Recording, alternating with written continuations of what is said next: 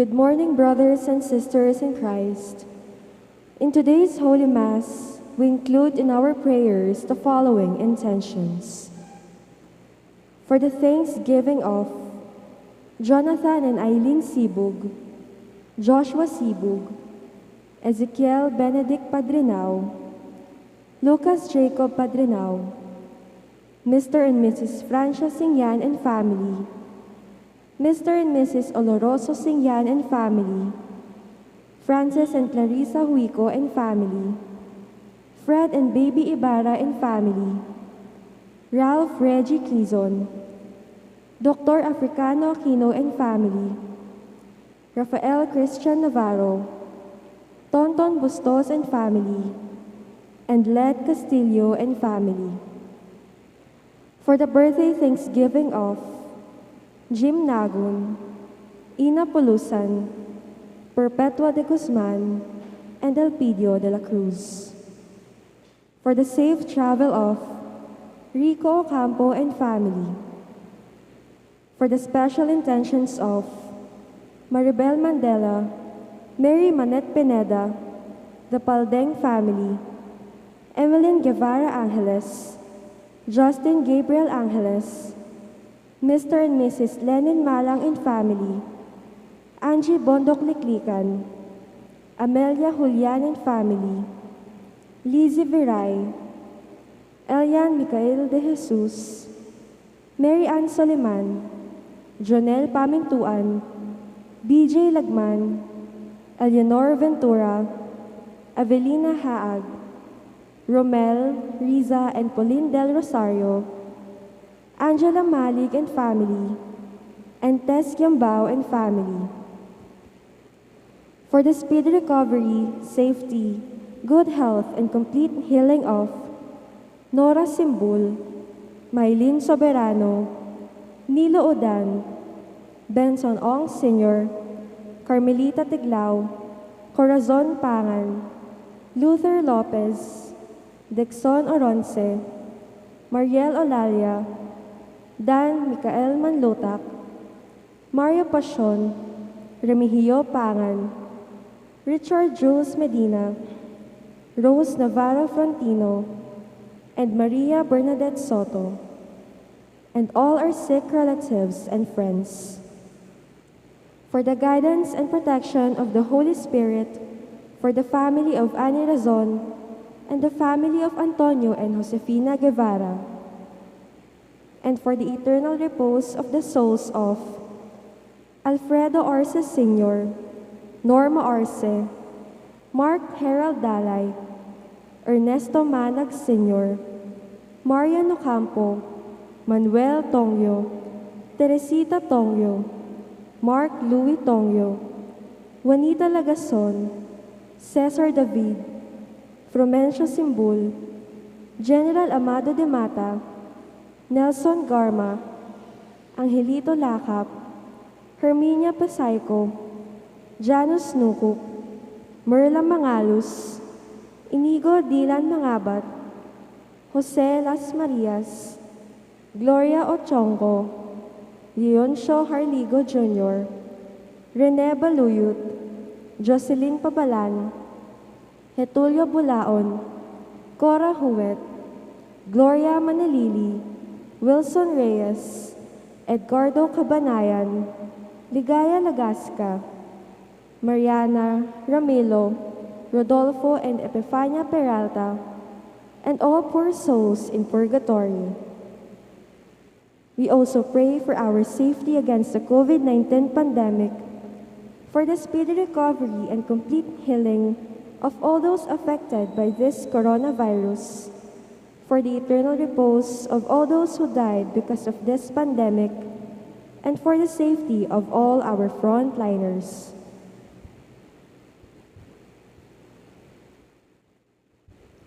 We all kneel for the Oratio Imperata.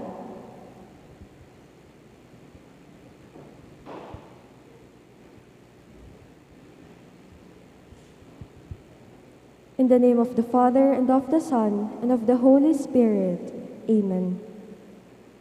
Merciful and compassionate Father, we confess our sins and we humbly come to you to find forgiveness and life. We come to you in our need to seek your protection against the COVID-19 virus that has disturbed and even claimed lives. We ask you now to look upon us with love, and by your healing hand, dispel the fear of sickness and death, restore our hope, and strengthen our faith. We pray that you guide the people tasked to find cures for this disease and to stem its transmission.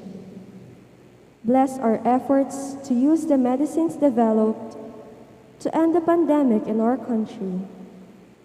We pray for our health workers that they may minister to the sick with competence and compassion. Grant them health in mind and body, strength in their commitment, protection from the disease. We pray for those afflicted. May they be restored to health. Protect those who care for them. Grant eternal rest to those who have died. Give us the grace in these trying times to work for the good of all and to help those in need. May our concern and compassion for each other see us through this crisis and lead us to conversion and holiness. Grant all this through our Lord Jesus Christ, your Son, who lives and reigns with you in the unity of the Holy Spirit, God forever and ever. Amen. We fly to your protection, O Holy Mother of God. Do not despise our petition in our necessities, but deliver us always from all dangers.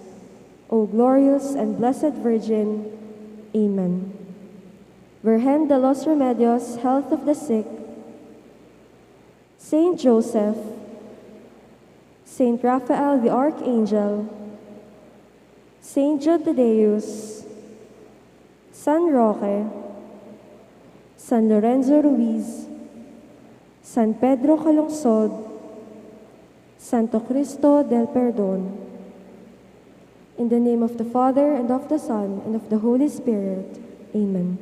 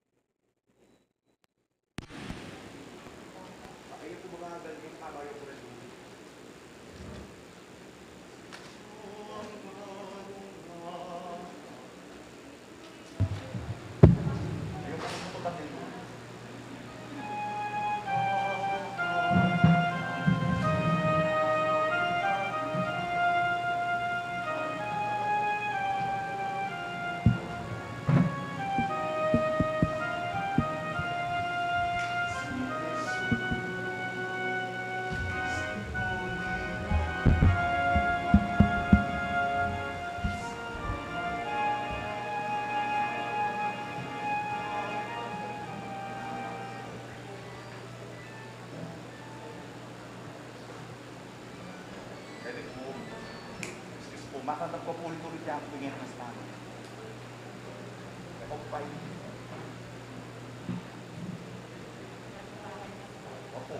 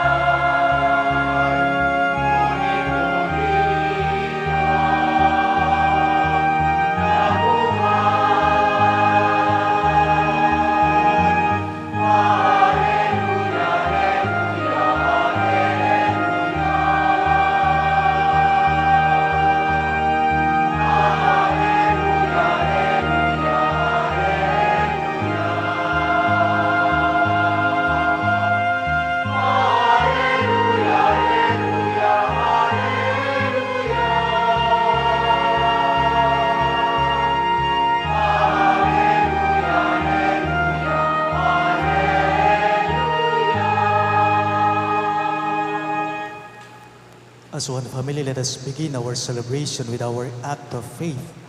In the name of the Father, and of the Son, and of the Holy Spirit. Amen. The grace of our Lord Jesus Christ, and the love of God, and the communion of the Holy Spirit be with you all. And with your spirit. My dear friends, to prepare ourselves to celebrate the sacred mysteries, let us call to mind our sins.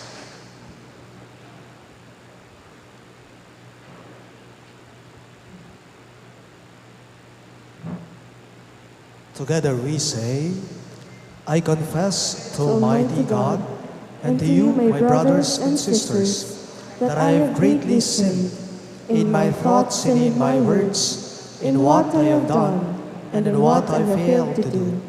Through my fault, through my most grievous fault. Therefore I ask the Blessed Mary, ever Virgin, all the angels and saints, and you, my brothers and sisters, to pray for me to the Lord our God. May Almighty God have mercy on us, forgive us our sins, and bring us to everlasting life. Amen.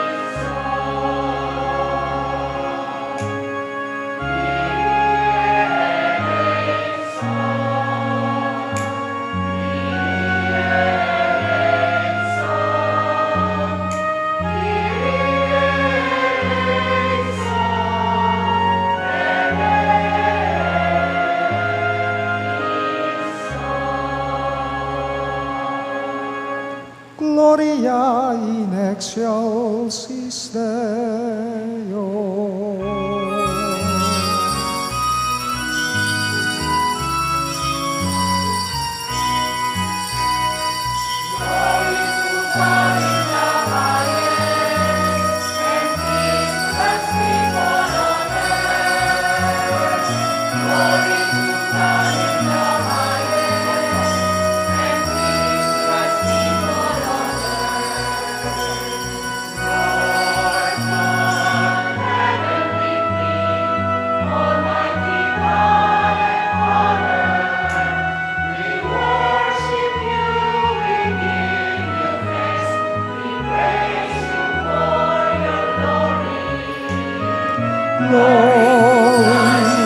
Glory to God in the highest.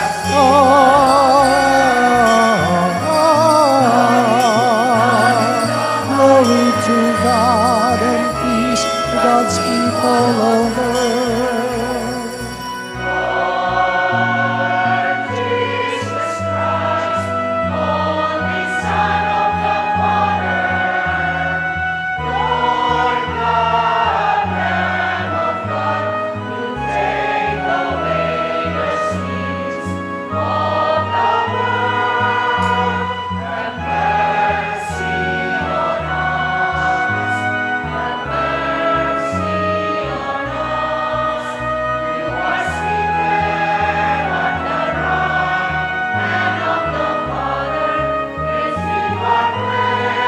Receive our prayer.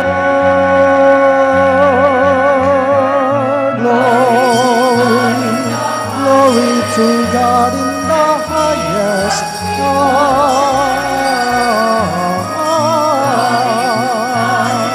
Glory to God and peace to God's people on earth.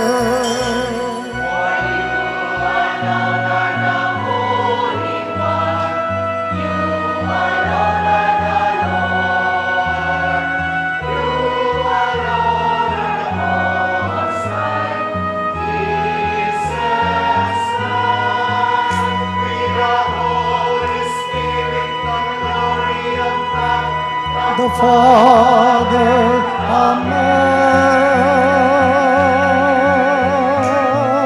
Amen. Glory to God in the highest.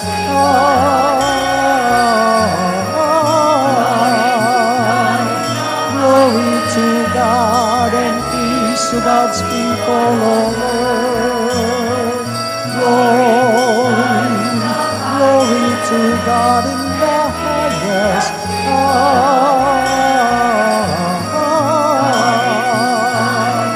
Glory to God and peace to God's people on earth. Let us pray. O God, who on this day, through your only begotten Son, have conquered death and unlocked for us the path to eternity, grant, we pray, that we who keep the solemnity of the Lord's resurrection may, through the renewal brought by your Spirit, rise up in the light of life. Through our Lord Jesus Christ, your Son, who lives and reigns with you in the unity of the Holy Spirit, one God, forever and ever. Amen.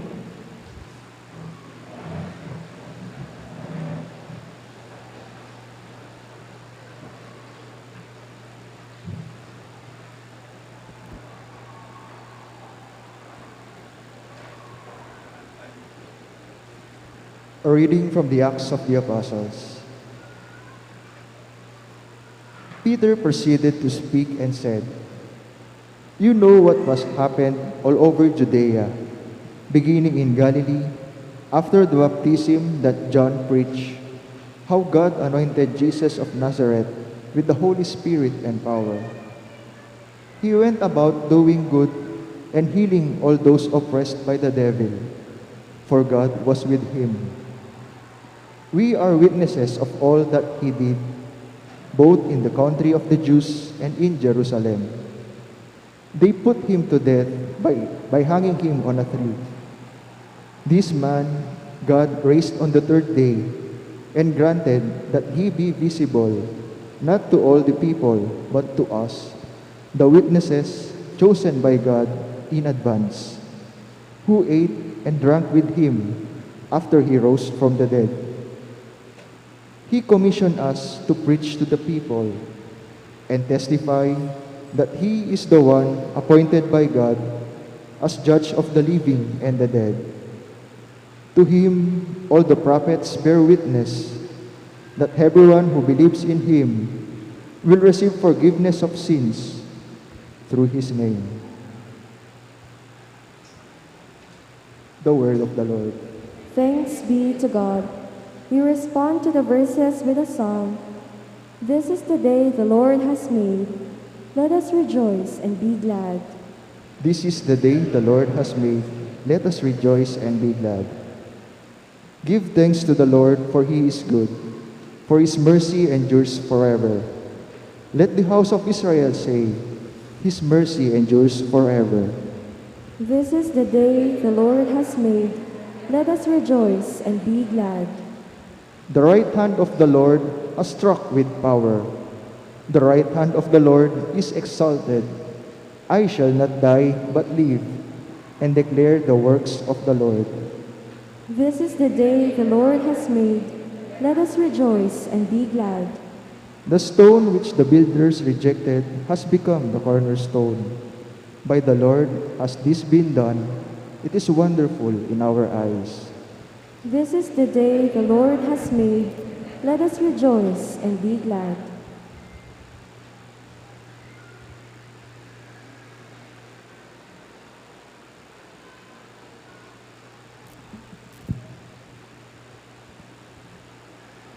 A reading from the first letter of St. Paul to the Corinthians.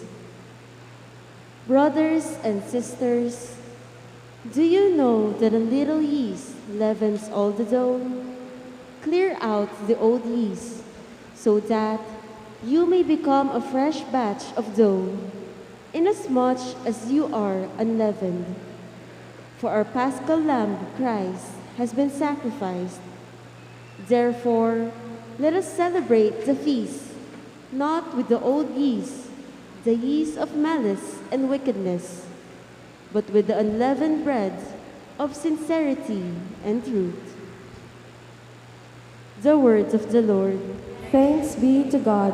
We all rise to honor the Holy Gospel.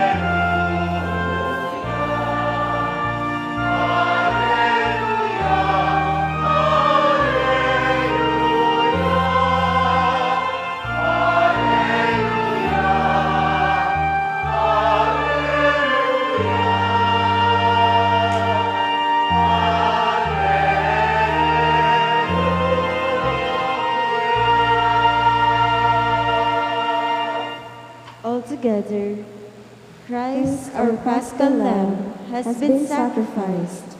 Let us then feast with joy in the Lord.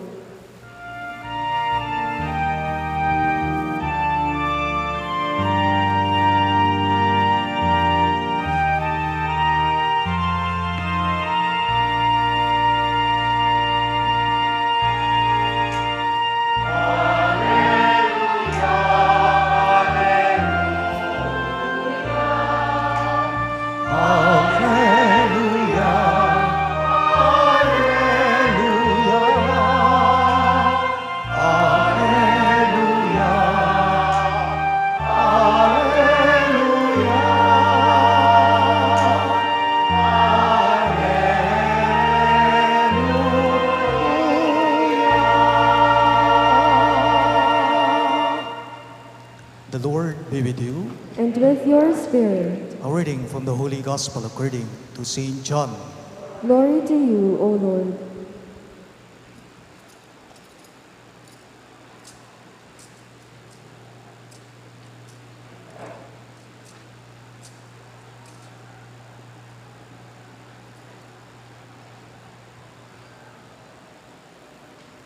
On the first day of the week, Mary of Magdala came to the tomb early in the morning, while it was still dark, and saw the stone removed from the tomb.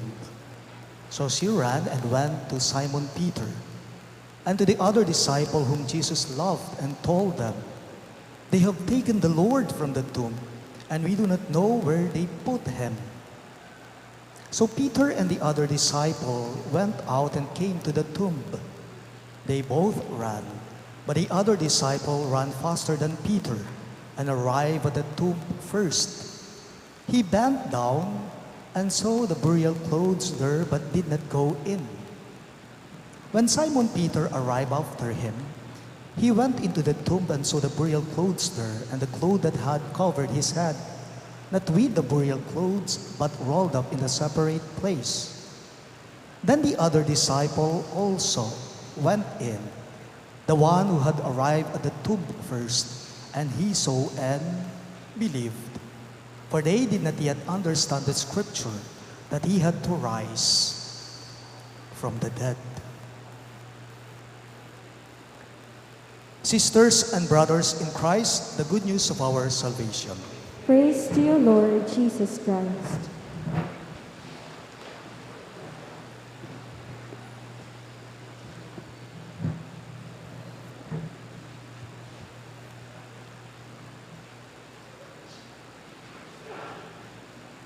Narinig na naman po nating muli kanina ang Gloria or glory to God in the highest, luwalhati sa Diyos. Narinig nating muli kanina at ikinanta lahat natin ang Gloria, kahit pa man din po ang ating Salmo Responsorio. Kung naaalala nyo, natatandaan nyo, This is the day the Lord has made. Let us rejoice and be glad. At kanina po, bago natin ipinahayag ang ating pagbasa, ang ating ebanghelyo, lahat tayo ipinahayag natin ang Alleluia, Gloria, Alleluia. Yan po ba ang kahulugan ng Easter? Yan po ba ang kahulugan ng muling pagkabuhay? What is Easter? Why are you here? As you attend this special day, this special Mass, this Easter Sunday Mass, we do not deny or falsify with so much illusion that there is darkness. There is darkness. Mga minamahal kong kapatid, hindi ibig sabihin na Easter na yung problema mo sa buhay na wala na. No. Hindi ibig sabihin na Easter na yung mga pinagdaraanan mong suliranin sa buhay, lumisan na, dumayas na, umalis na. Remember, naririyan pa. Hindi ibig sabihin na Easter na po lahat ng mga pagsubok, problema na natin sa buhay, lumisan na rin. Hindi. Hindi. But the good news is telling us that, yes, darkness is real. It is true. But there is something more real than darkness. And God is telling all of us now that it is light. Light sa Filipino, liwanag. King Kapampangan, King Amanong Siswan, sala, nata mo. And I believe, light can also mean magaan. Mayan. Putang sinabi tamong light, pwede ming ipatungkula iti King Amanong mayan. Magaan. Bakit hindi po ninyo pansinin? Pag madilim, limitado ang galaw mo. Pag madilim, hindi ka gaanong makakilos. Bakit? Dahil wala kang makita. Ang bigat, mahirap. Pero kabaligtaran naman po ito ng magaan. Kapag ka maliwanag, ang gaan-gaan ng iyong pakiramdam. Nakakakilos ka ng mabuti. Magaan. Noong huling nagpa-blood camp po ako sa isang hospital dito sa San Fernando. Noong nagpa-blood camp ako sa isang hospital, sa totoo lang, ang galing po nung nurse na kumuha ng dugo ko. Kasi sa totoo lang, noong itinusok niya yung karayom sa akin, wala akong sakit na naramdaman. Kaya't kaagad ko pong sinabihan yung nurse kako sa kanya, alam mo, nurse, ang galing mo. Ang gaan-gaan ng kamay mo. Sana, sa tuwing magpapa-blood camp ako, ikaw yung naka-duty. Very good ka, kako sa kanya. Wari po, ang yangita mo, makanyanta mo naman po. Kapag ka nagpapa-blood camp tayo, kapag ka nagpapa-check up tayo ng dugo, alam na alam mo kung sino yung magaan yung kamay niya.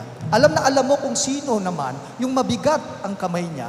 Si Jesus po, na muling nabuhay, si Kristo, ang gaan-gaan ng kamay niya. At kahit sa mabigat na iyong pinagdaraanan, kahit sa mahirap, mabigat na iyong nararanasan, kaya niyang gawing magaan iyan. Lahat ng yan.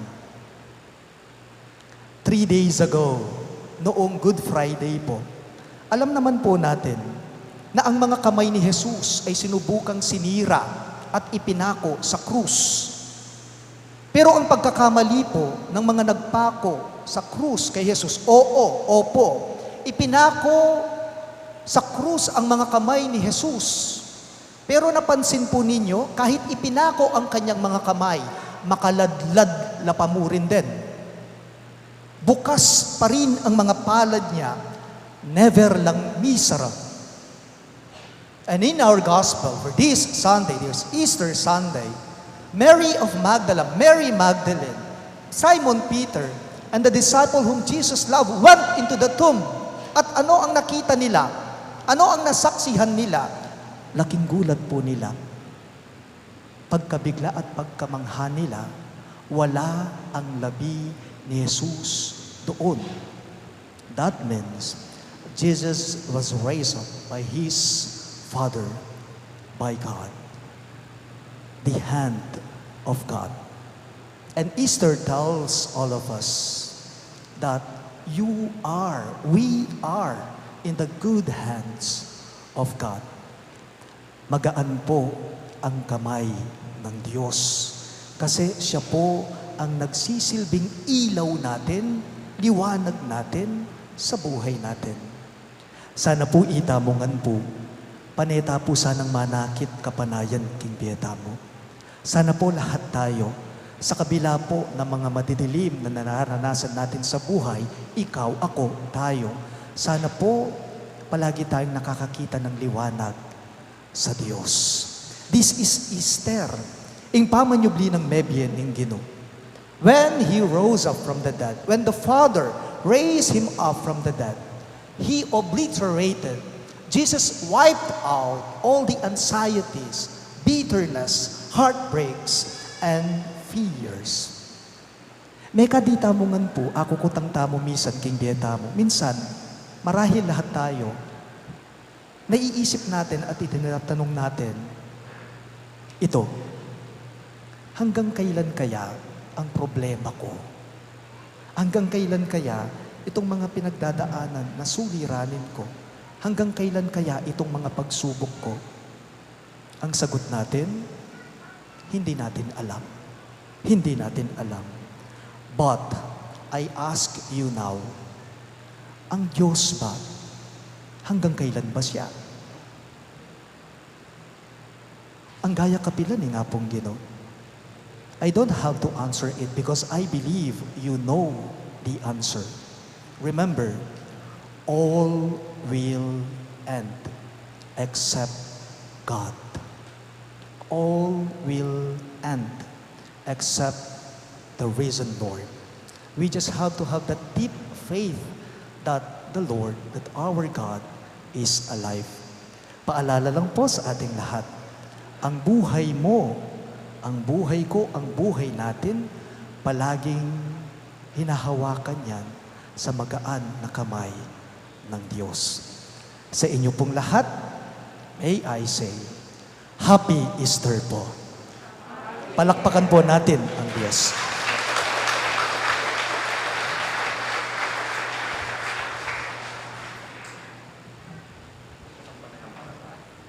Please all rise.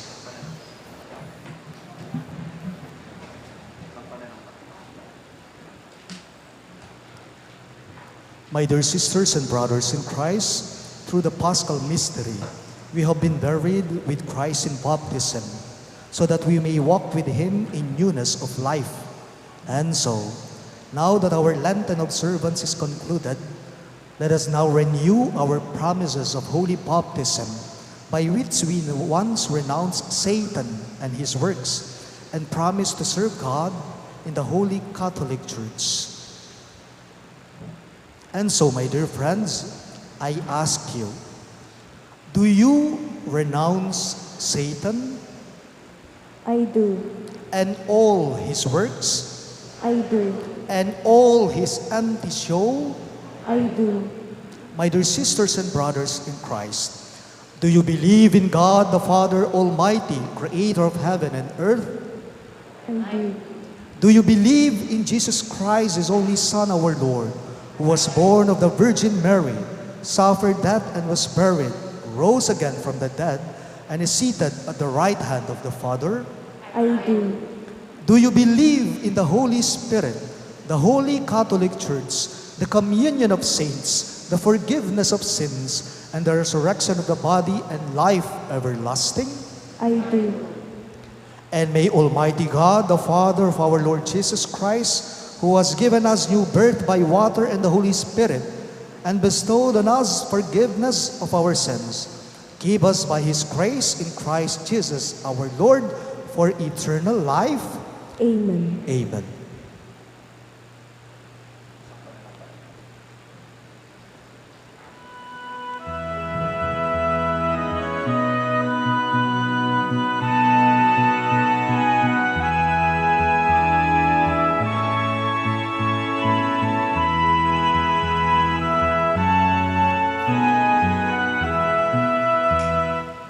Sa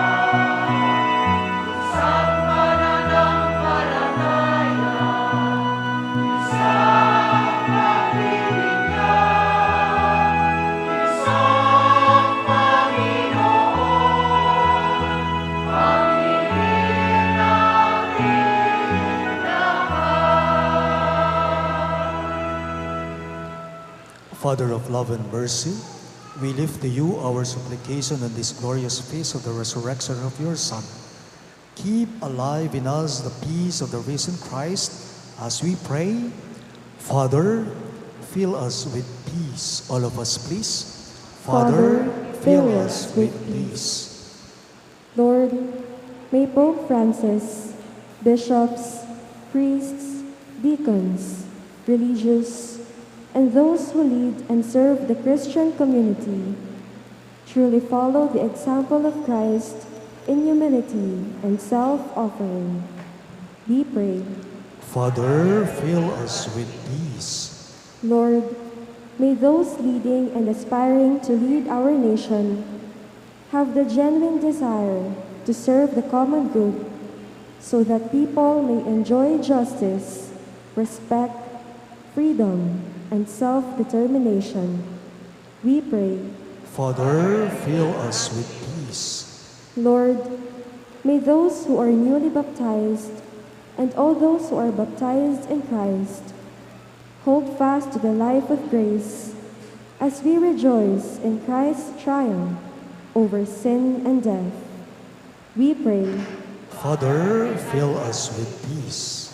Lord, may you heal the world in agony because of the COVID-19 pandemic, especially those who are infected, jobless, hungry, and in dire need. We pray. Father, fill us with peace. Lord, may those who died in joyful hope of eternal life be welcomed into your reign in heaven. We pray. Father, fill us with peace.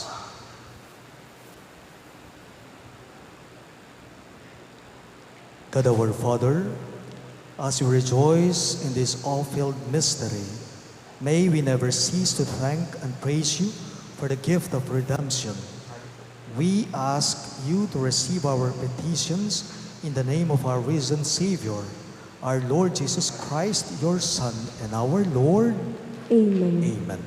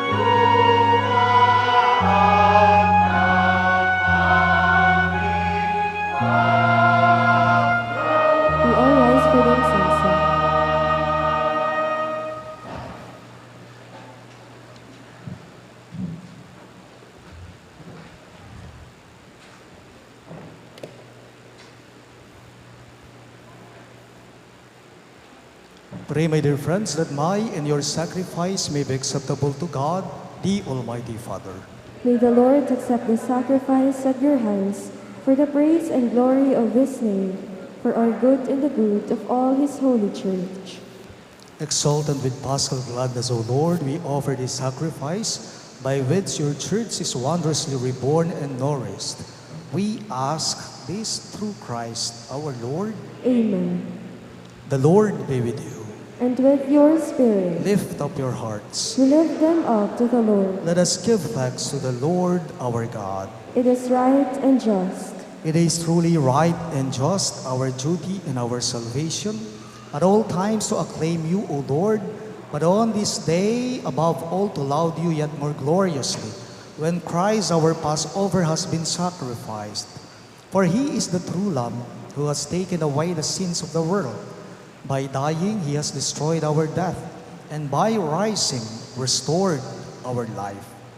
Therefore, overcome with paschal joy, every land, every people exalts in your praise, and even the heavenly powers with the angelic hosts sing together the unending hymn of your glory as they acclaim.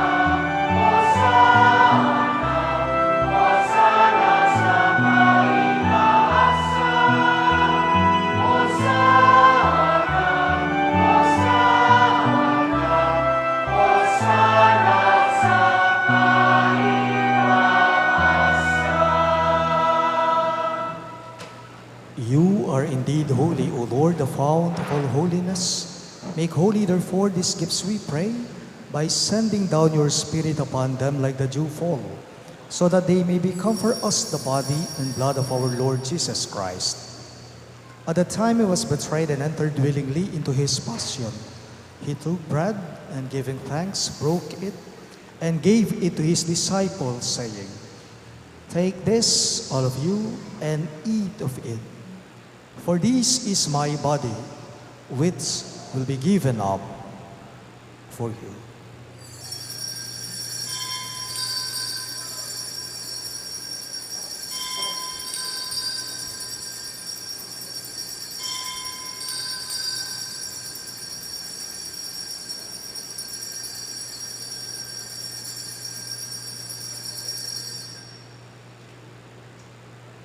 In a similar way, when supper was ended, he took the chalice, and once more giving thanks, he gave it to his disciples, saying, "Take this, all of you, and drink from it. For this is the chalice of my blood, the blood of the new and eternal covenant, which will be poured out for you and for many for the forgiveness of sins. Do this in memory of me."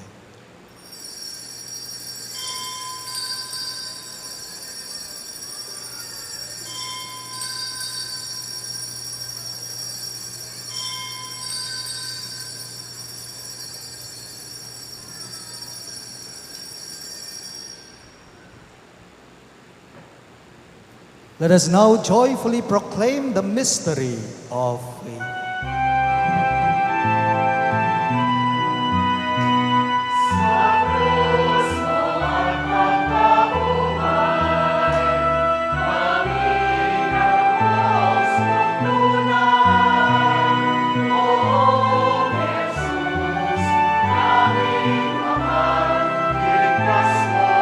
Amen.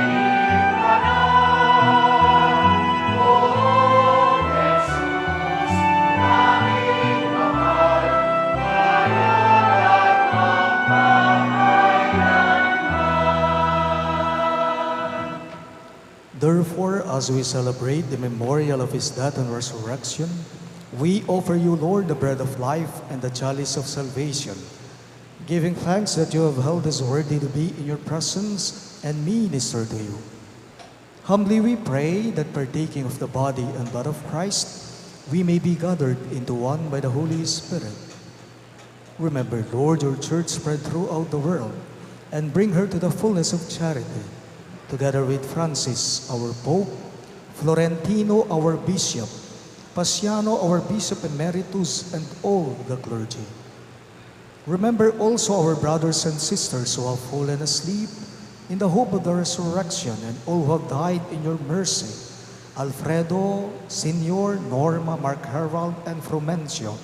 Welcome them into the light of your face. Have mercy on us all, we pray, that with the Blessed Virgin Mary, Mother of God, with Saint Joseph, her most chaste spouse, with the blessed apostles, Saint Jude Thaddeus, our patron saint, and all the saints who have pleased you throughout the ages, we may merit to be co-heirs to eternal life, and may praise and glorify you through your Son, Jesus Christ.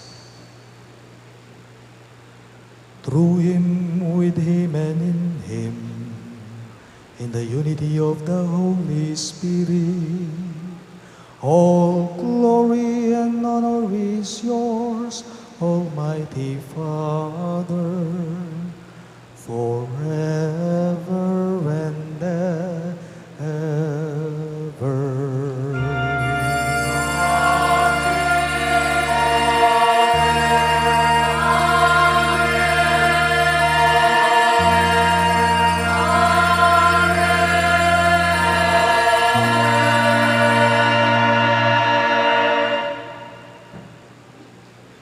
At the Savior's command and formed by divine teaching, we dare to pray.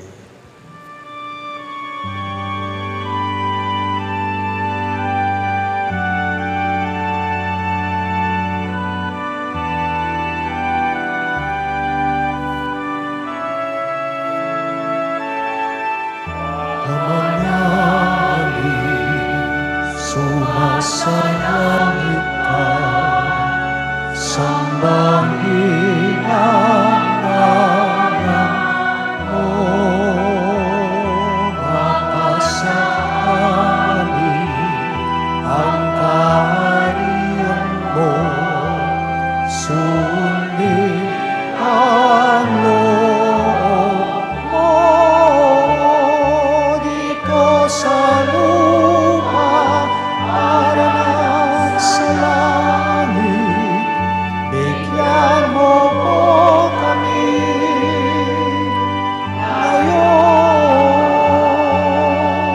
ng aming kakanin sa araw-araw, at patawarin mo kami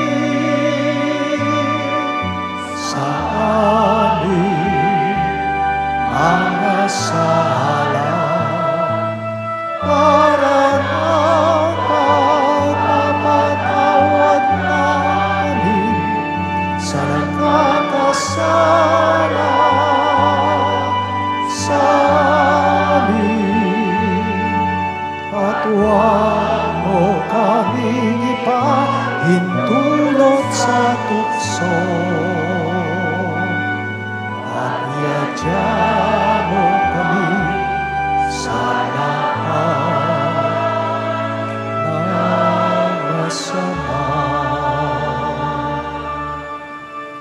Deliver us, Lord, we pray, from every evil. Graciously grant peace in our days, that by the hope of your mercy, we may be always free from sin and safe from all distress, as you await the blessed hope and the coming of our Savior, Jesus Christ. For the kingdom, the power, and the glory are yours, now and forever. Lord Jesus Christ, who said to your apostles, "Peace I leave you, my peace I give you," look not on our sins, but on the faith of your church, and graciously grant her peace and unity, in accordance with your will, who live and reign forever and ever. Amen. The peace of the Lord be with you always. And with your spirit. Let us offer each other the sign of His peace.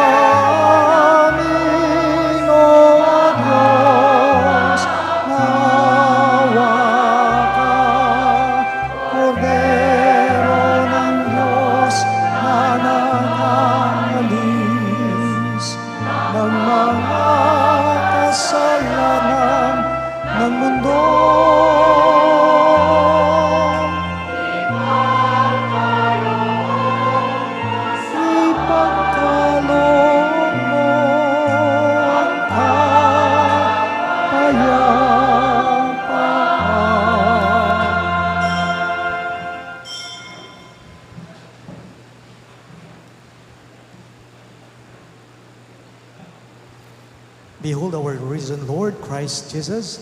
He is the Lamb of God who takes away the sins of the world. Happy are those who are called to His supper.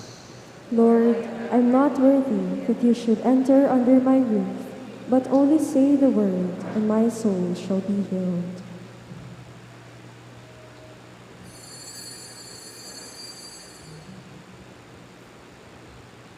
The body of Christ. Amen.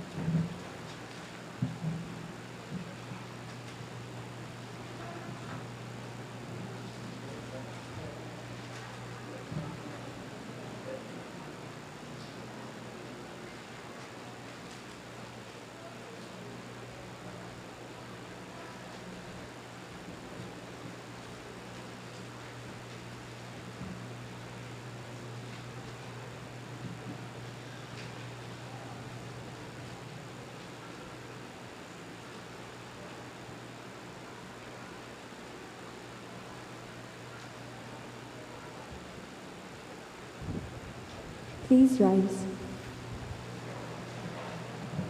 Let us pray.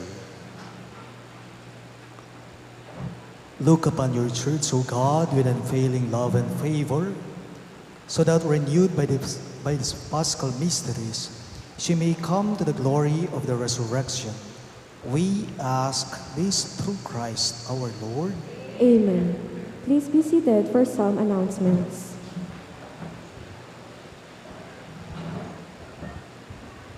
Please be reminded that we still have 2 masses today.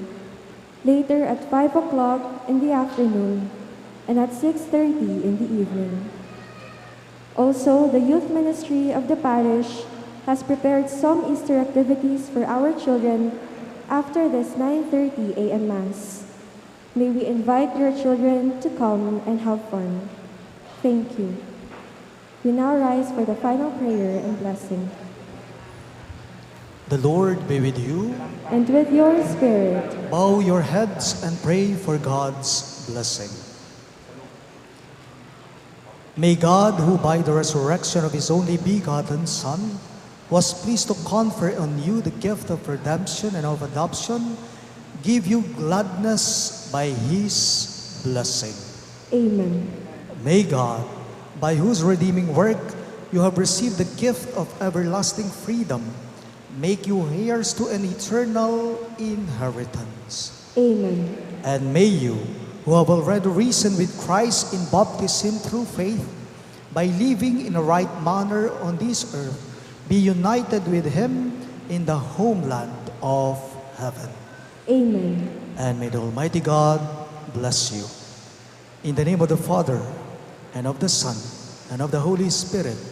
Amen. The Mass is ended. Go in peace, glorifying the risen Lord by your life. Alleluia, alleluia. Thanks be to God. Alleluia, alleluia.